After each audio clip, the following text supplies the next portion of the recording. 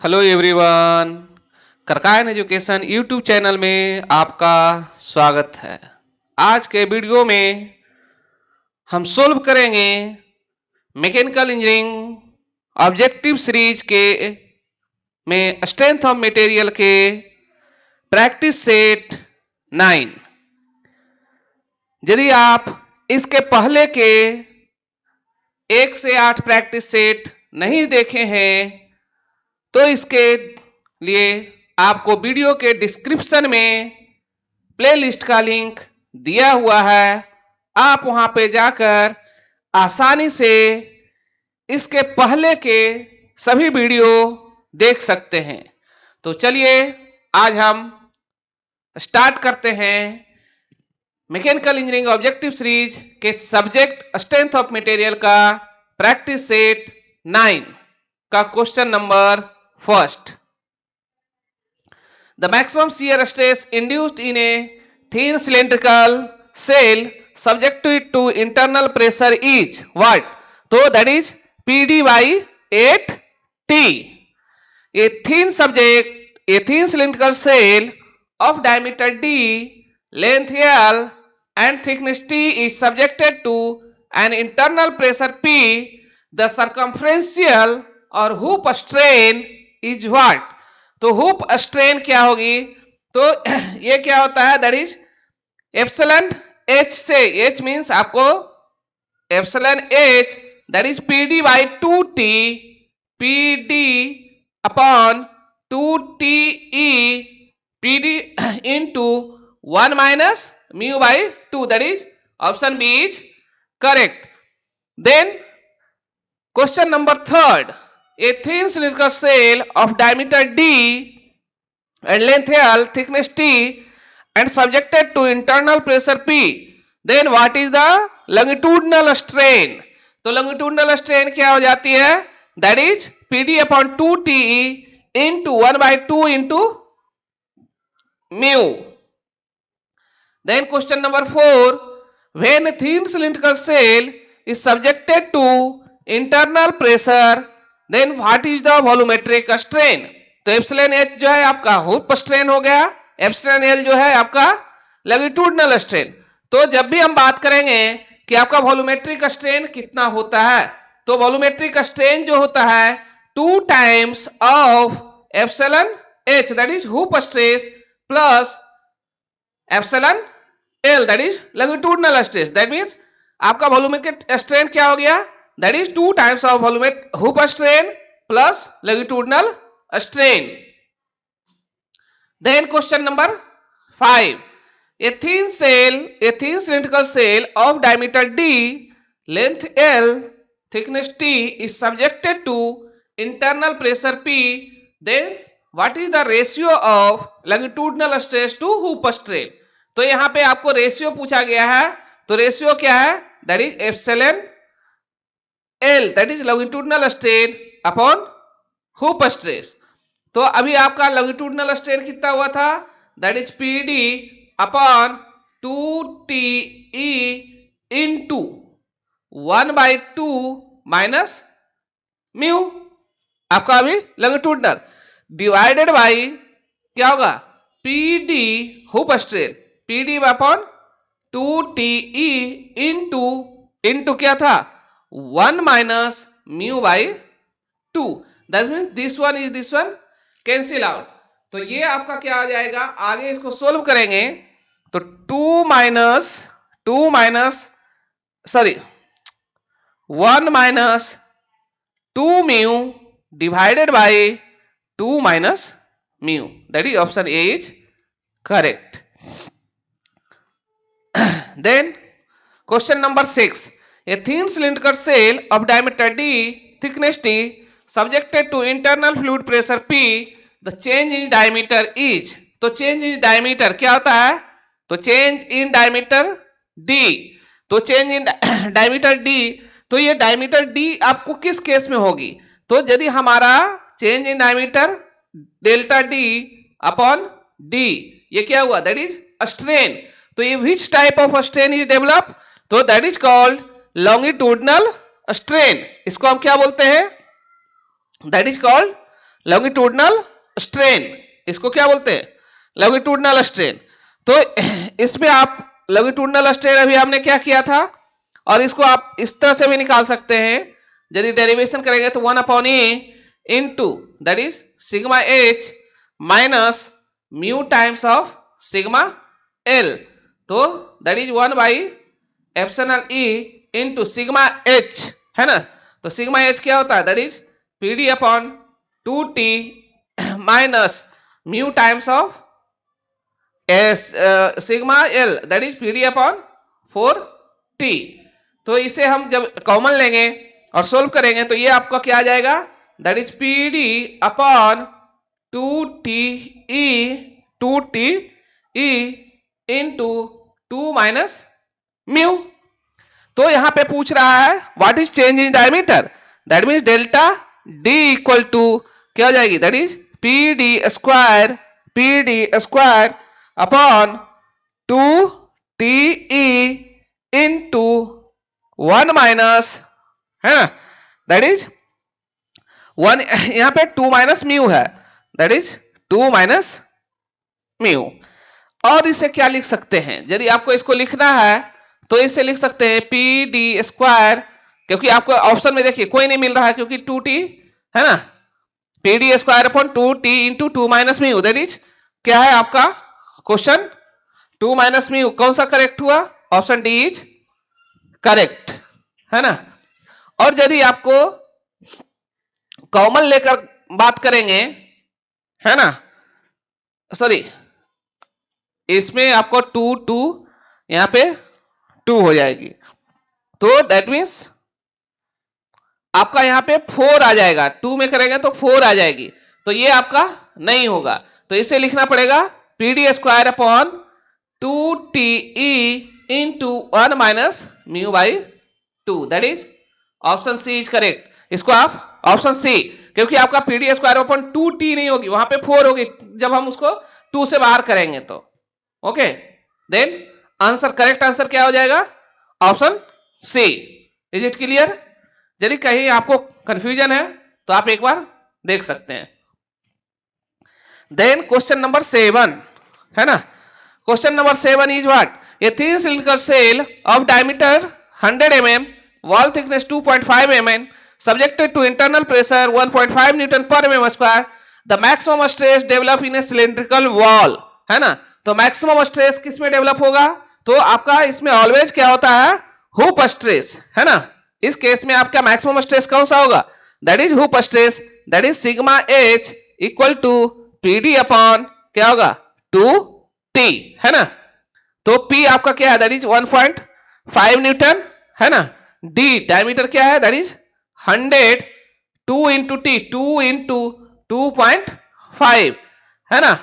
तो 2.5 करेंगे तो 1.5 into 100 divided by 5, that is 0.3, that is 30 newton per mm square, that is option B is correct. Then question number 8, when a cylindrical cell is subjected to internal pressure there will be, है ना। अब there will be क्या होगा, तो ये अब इसमें क्या है आपको कि increase in diameter and length of the cell, यदि आपका इंटरनल प्रेशर, है ना, सब्जेक्ट कर रहा है तो उसमें क्या होगा, डायमीटर चेंज होगा, दैट मींस डायमीटर बड़ा होगा एज वेल एज लेंथ, क्योंकि आपका सिलिंड्रिकल सेल है, थीन है, तो उसमें आपको क्या है, that is option D is correct. Increase क्या होगा, diameter as well as length of the cell. Then question number 9, question number 9 क्या है, the hoop stress in a riveted cylindrical cell of diameter d, thickness t and subjected to internal pressure is, तो hoop stress क्या होता है pd by 2t, but यहां पे क्या है, that is riveted, that means यहां पे आप मल्टीप्लाई कर देंगे ईटा, है ना। तो ईटा से करेंगे तो eta is the what, eta is given as rivet sorry efficiency of, इसको क्या बोलेंगे, एफिशिएंसी ऑफ रिवेट, है ना। तो PD upon 2t into eta, तो option B is correct. When the longitudinal strain in riveted cylindrical cell of diameter d and thickness t subjected to internal pressure is what. तो इस case में भी आपको क्या होगा, दैट इज ईटा से आपको मल्टीप्लाई रहेगी, क्योंकि आपका एफिशिएंसी होगा, that is option C is correct, PD upon 4t into eta, and eta is the, है ना, वो ईटा जो है आपका क्या है, that is efficiency of rivet, क्योंकि आपका यहाँ पे क्या है, रिवेटेड ज्वाइंट की बात हो रही है। Then question number 11, a thin cylindrical cell of diameter d thickness t subjected to internal pressure p the stress in cell material. अब देखिए, अभी तक जो बात कर रहे थे हम सिलिंड्रिकल सेल की बात कर रहे थे, अब हमारा क्या है, दैट इज स्फेरिकल सेल।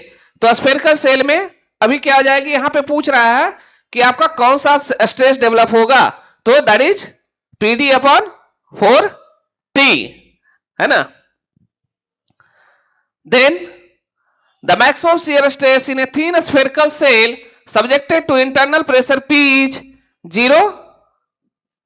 अब पूछ रहा है कि आपका मैक्सिमम शियर स्ट्रेस की बात कर रहा है, ना कि लॉन्गिट्यूडिनल और हुप स्ट्रेस, शियर स्ट्रेस की बात कर रहा है।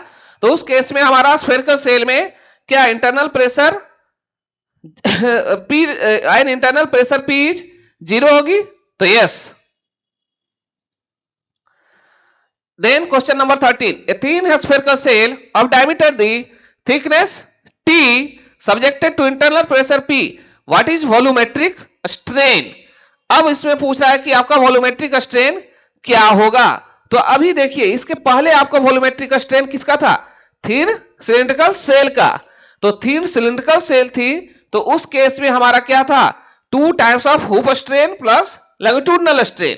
लेकिन जैसी आपका स्फेरिकल सेल की बात आएगी, तो स्फेरिकल सेल में हमारा क्या होता है, वॉल्यूमेट्रिक स्ट्रेन जो होती है ना, दैट इज एप्सिलॉन v जो होती है 3 टाइम्स ऑफ हुप स्ट्रेन होती है।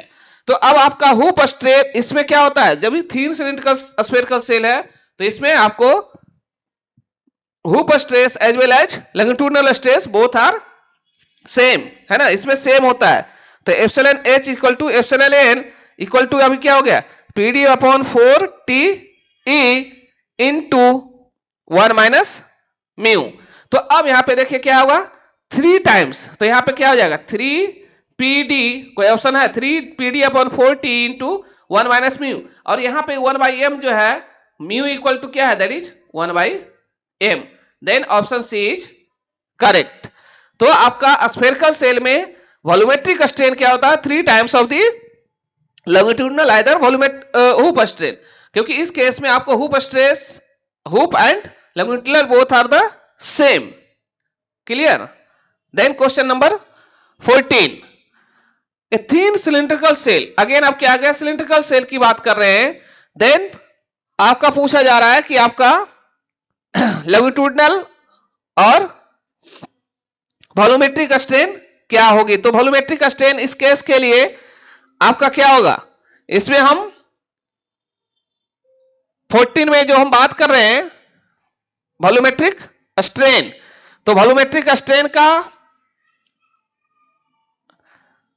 देखिए, अब इसमें आप कैलकुलेट कीजिए, तो जस्ट 1 मिनट,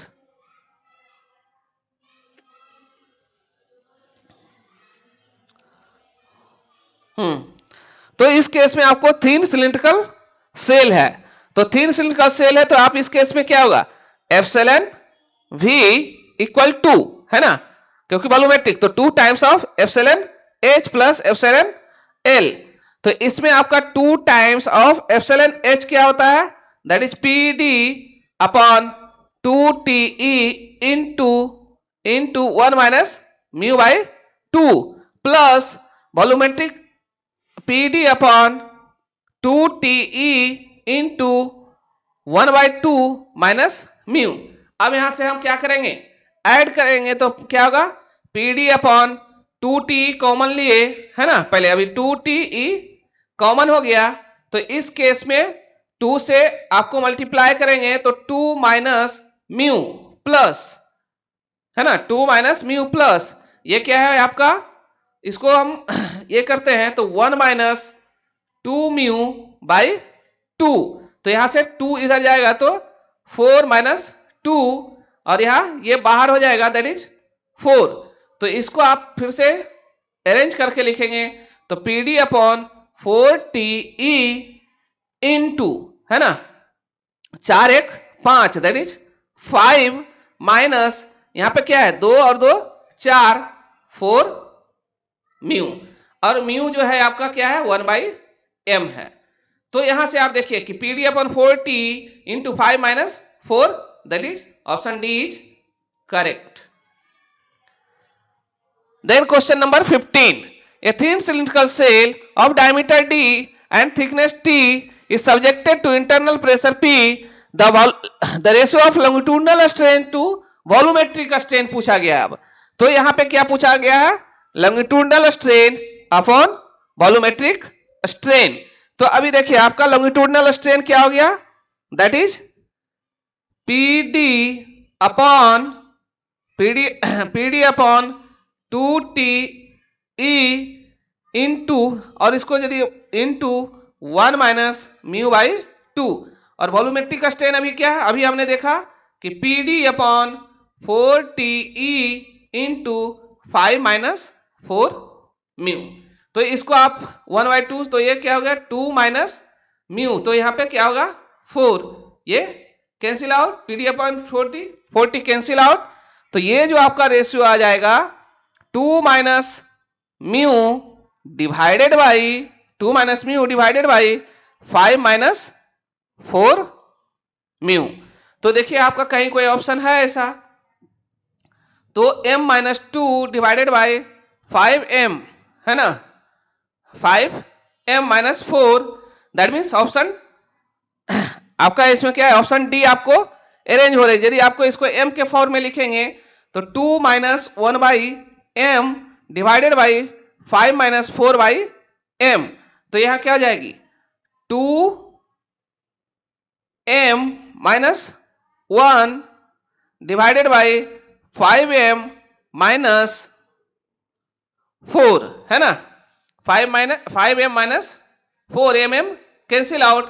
तो यहां से आपको क्या ये वाला ये जो है हमारा क्या हो जाएगा 1 माइनस 2 म्यू, 2 से, हाँ 2 minus mu,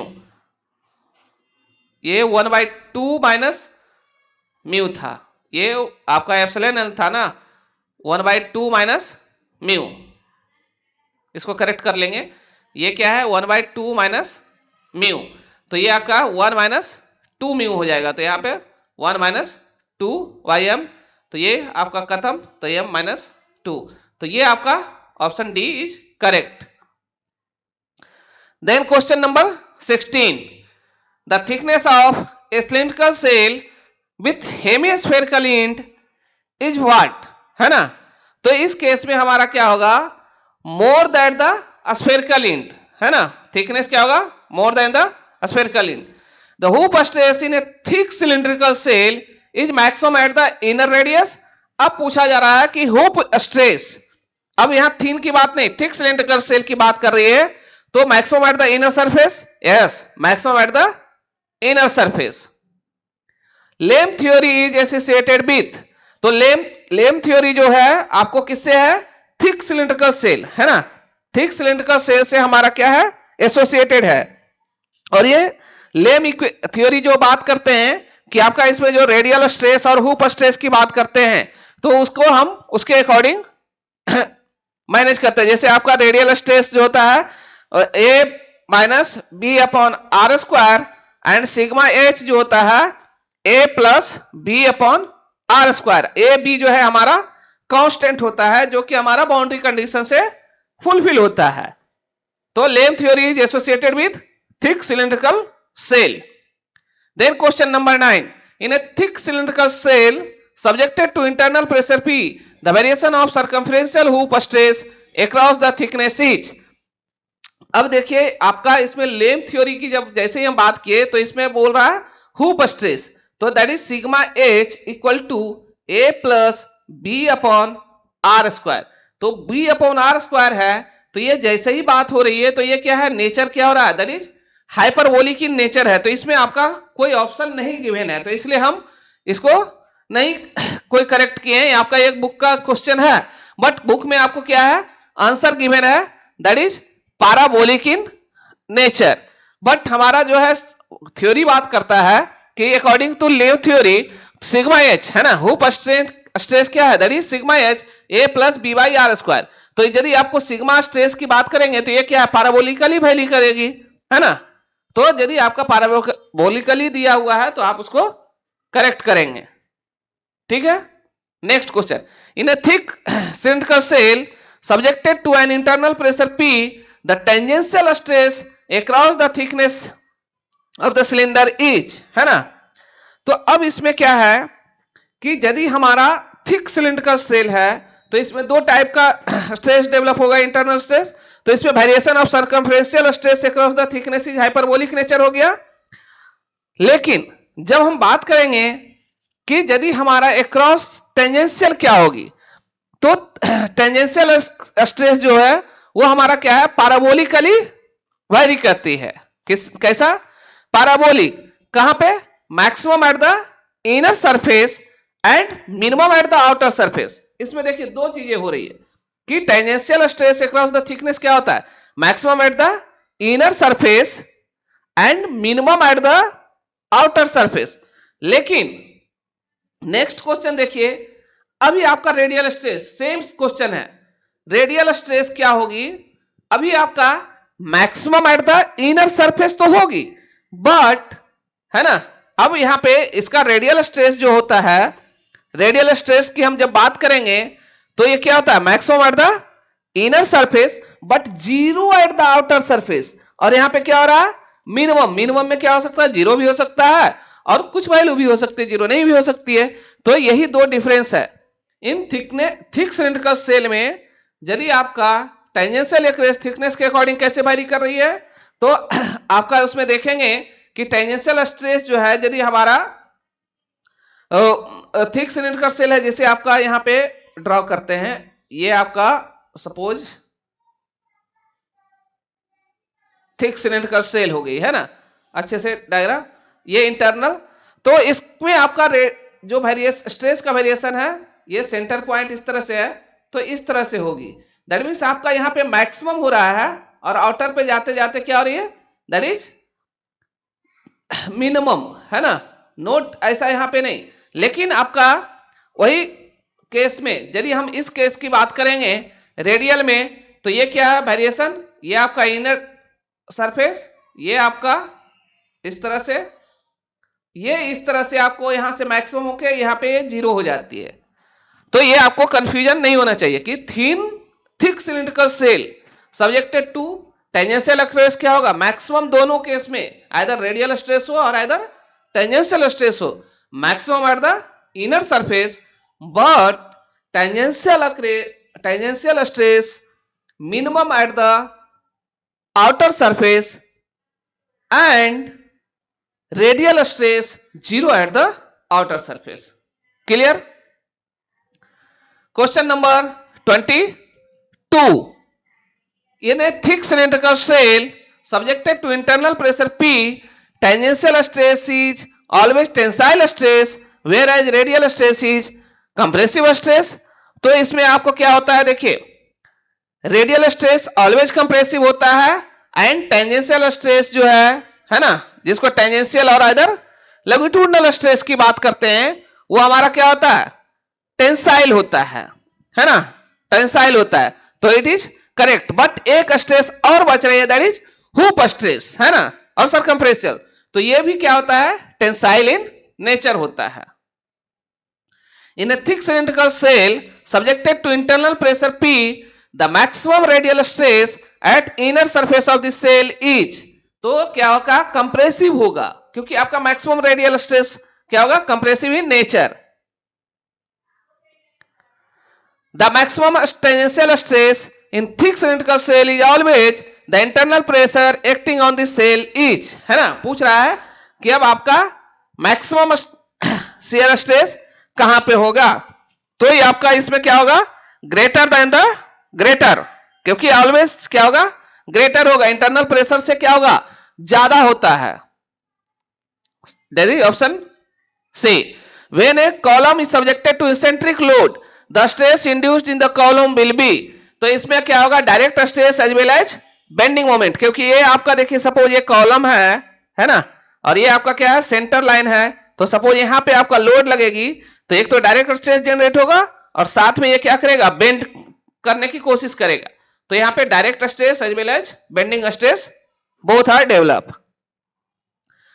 the kernel of a rectangular section of the side A B is, तो ये क्या होता है, रेक्टेंगुलर सेक्शन में आपका रोम्बस होता है, रेक्टेंगल नहीं बनता है ना, दैट इज रोम्बस सेक्शन, है ना, that is rhombus.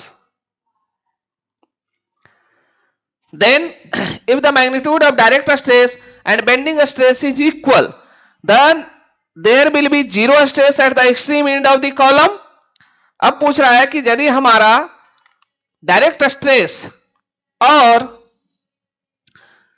Bending stress equal हो जाए तो क्या एक्सट्रीम पे जीरो स्ट्रेस डेवलप होगा? Yes. For a no tension condition is base of the short column, तो कर्नल कहां पे बनता है, जहां पे आपका टेंसाइल लोड, जो कोई भी टेंशन क्रिएट नहीं होगा, उस सेक्शन को हम क्या बोलेंगे, कर्नल बोलते हैं। तो आपको बोल रहा है कि फॉर नो टेंशन कंडीशन, तो नो टेंशन कंडीशन आपका जहां पे आएगा, फिर short column of circular section. अब यहां पे सर्कुलर सेक्शन है तो line of action of the load should be within the circle of diameter equal to what, तो आपका कौन सा, यदि सपोज क्या है, एक ये सर्कुलर डायमेंशन का एक पिलर गिवन है, कॉलम गिवन है ना, यहां पे एक गिवन है, तो आपका यहां पे सब ये इसका डायमीटर क्या है, दैट इज डी है, और यहां पे आपका कंप्रेसिव लोड लग रही है, तो इसका कौन सा ऐसा सेक्शन होगा जहां पे कोई भी स्ट्रेस डेवलप नहीं, मतलब टेंशन डेवलप नहीं होगी, तो कौन सा सेक्शन होगा, तो ये जो सेक्शन कहलाता है कर्नल। तो ये कर्नल का क्या होता है, ये जो आपका d/4 डायमीटर होगा, है ना, that is 1/4, that is d/4 section जो होगा, ये आपका इस केस पे आपका क्या होगा, नो शियर और no tension, that is 1/4 of the diameter. The limit of eccentricity is based upon the no tension condition. Yes. The limit of eccentricity no tensile condition for a column of circular section of diameter is, that is d/4। अभी हमने किया। The load of which of column is just buckle is known as, buckling load भी बोल सकते हैं, critical load भी बोल सकते हैं, crippling load, कोई भी, any of these।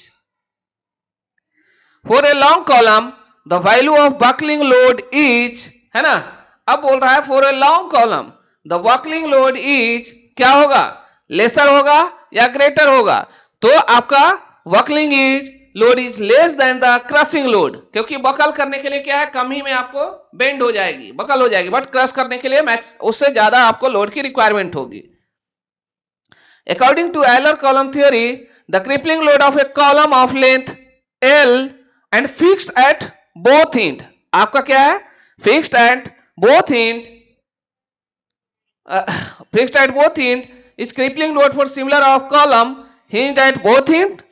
अभी देखिए दो कंडीशन है, यदि बोथ एंड फिक्स्ड है, तो बोथ एंड फिक्स है तो आपका क्रिपलिंग लोड क्या होगा, आपको 4 × π² EI अपॉन L स्क्वायर, और यदि आपका बोथ एंड हिंज है तो आपका उसमें PCR क्रिटिकल लोड जो होगी π² EI अपॉन L स्क्वायर। तो पूछ रहा है अभी देखिए कि इक्वल होगा, इक्वल तो नहीं होगा, 2 टाइम्स होगा नहीं, 4 टाइम्स। एस आपका यहाँ पे क्या है, हिंज में π² EI अपॉन L स्क्वायर है, और यदि बोथ हिंज फिक्स्ड है तो उसमें 4 पाई है, तो 4 टाइम्स हो गया, that is option C is correct. For compression member always tends to buckle in direction, which direction, तो आपका क्या है, लीस्ट रेडियस ऑफ गायरेशन के डायरेक्शन में हमारा क्या होगा, बकल होता है। The direct stress induce a long column is compared to bending stress, है ना, नेग्लिजिबल, है ना, डायरेक्ट स्ट्रेस जो इंड्यूस होता है वो लॉन्ग कॉलम में कंपेयर टू बेंडिंग स्ट्रेस, यदि बेंडिंग स्ट्रेस की वैल्यू 100 न्यूटन है तो डायरेक्ट स्ट्रेस उसमें क्या होगा, वो 1 न्यूटन के आसपास होगा, दैट मींस नेग्लेक्ट करते हैं, negligible. A long column fail due to direct stress is called as, यदि कोई लॉन्ग कॉलम फेल कर रहा है डायरेक्ट स्ट्रेस की वजह से, due to direct stress, that means which type of column is said, that is called short column. The assumption made in Euler column theorem is the failure column occurs due to buckling alone. Yes. The length of column is very large as compared to cross-sectional dimension. Yes. Column material of a Hooke's law. Yes. Then all of these. The Euler formula, the value of C for a column of one end fixed and other is hinged. अब बात कर रहा है कि one inch fixed है, other inch hinged है, तो आपका क्या है, one fixed other inch hinged, तो उस केस में आपको क्या होगा, that is critical load equal to 2 into pi square E I upon L square. तो ये आपका क्या होगा, आपका C, तो यहां पे C इंटू एल स्क्वायर होता है, तो C यदि आपका रखेंगे तो C की वैल्यू क्या है, आपका C equal to 1/2, that is yes. Then question number 39. According to Euler column theory, the crippling load of column of length L, one in fixed and other in free, is similar for the column both in hinged. अब देखते हैं, हम बात करते हैं कि पहला क्या है, one in fixed other free. यदि आपका एक इन फिक्स्ड है और दूसरा फ्री है तो पीसीआर जो होता है हमारा पाई square E I upon 4 into L square. यदि आपका दोनों इंच क्या है, हिंज है, दैट मीन्स आपको क्या होगा, PCR equal to pi square E I upon L square. ये ना हिंज है ना, और ये आपका क्या है, फिक्स्ड एंड फ्री. तो आपको पूछ रहा है कि सिमिलर और दिस, नो सिमिलर नहीं है, तो आपका इसमें क्या है, इसमें क्या है, लेस है, क्योंकि 1/4 है ना, इसमें आपको पाई स्क्वायर अपॉन 4 ई आई हो रहा है, और इसमें 1/4, दैट मीन्स 1/4 है ना, दैट मीन्स लेसर देन है.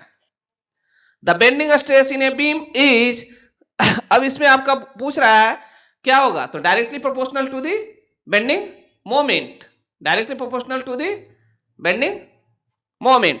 इन Euler formula the value of C both end fixed, यदि बोथ इंड फिक्स्ड है तो आपका इस केस में कि C की वैल्यू हमारा 4 होगा, तो आपका जवाब होगा नहीं, क्योंकि आपका पीसीआर क्या होगा, both end fixed, that is 4 pi square E I upon L square, that mean C equal to 1/4 होगी, 4 नहीं होगी, that is D. In Euler formula, the value of C for a column with one in fixed and other in free, one in fixed है, other in free है, PCR equal to pi square E I upon 4 into L square. तो C की value यहां पे क्या हो जाएगी, C की वैल्यू C का value that is 4. Then 43. A column of length L with both ends fixed may be considered as equivalent to column of length with both ends hinged. अब बोल रहा है कि यदि आपको उस केस में, तो पहला क्या है आपका, पहला बोथ एंड फिक्स्ड है, तो बोथ एंड फिक्स्ड है तो आपका L इक्विवेलेंट है ना, यहां से आपका पूछा गया है L equivalent both end fixed, तो क्या हो जाएगा, दैट इज L/2. और यदि बोथ इंच हिंज है तो L इक्विवेलेंट इक्वल टू क्या है, L है. तो पूछ रहा है कि आपका क्या होगा, तो यहाँ पे क्या है, एज कंपेयर टू यहाँ पे L था, यहाँ पे L/2 हो गई. एक column of length L both end fixed, अब बोथ इन फिक्स्ड है तो उसमें क्या है आपका L इक्विवेलेंट है ना, L इक्विवेलेंट इक्वल टू क्या होगा, L/2, क्योंकि आपका पीसीआर क्या होता है, 4 हो जाता है, and equivalent to column of length है ना, column length with one end fixed and other end free है ना, other end free होना चाहिए, तो वहां पे क्या होता है, L equivalent equal to क्या होता है, that is 2L. अब इसमें 2L है, तो अब अब इसमें आपको क्या होगा, तो इसमें आप ये क्या है, दैट इज, फिर से again see the equivalent length given column in condition length equivalent to same material cross section and hinge at with hinged end having the value of crippling load equal to given column that is 45 का yes same रहता है क्योंकि both in hinged और में same होती है. the buckling load of a given column depends upon area पे, least radiation पे, मॉडुलस ऑफ इलास्टिसिटी. तो ये सभी क्योंकि आपका बकलिंग लोड क्या है, P C R equal to pi square E I upon L square. तो क्रॉस सेक्शन एरिया पे, क्योंकि आपका यहाँ पे क्रॉस सेक्शन एरिया यस रोल कर रहा है क्योंकि आपका बेंडिंग मोमेंट, यहाँ length and radius of gyration यस ई है, तो एरिया तो आपका क्या है, सभी पे डिपेंड कर रहा है. The value of equivalent length L and actual length L of the both and hinged, यदि बोथ एंड हिंज्ड है तो सेम होगा एस, क्योंकि आपका एल इक्विवेलेंट जो होता है एल होता है, क्योंकि आपका बोथ एंड हिंज्ड है तो पीसीआर क्या हो जाता है, पाई square E I upon L square. Then the relation between equivalent length L and actual length L, the column of both end fixed.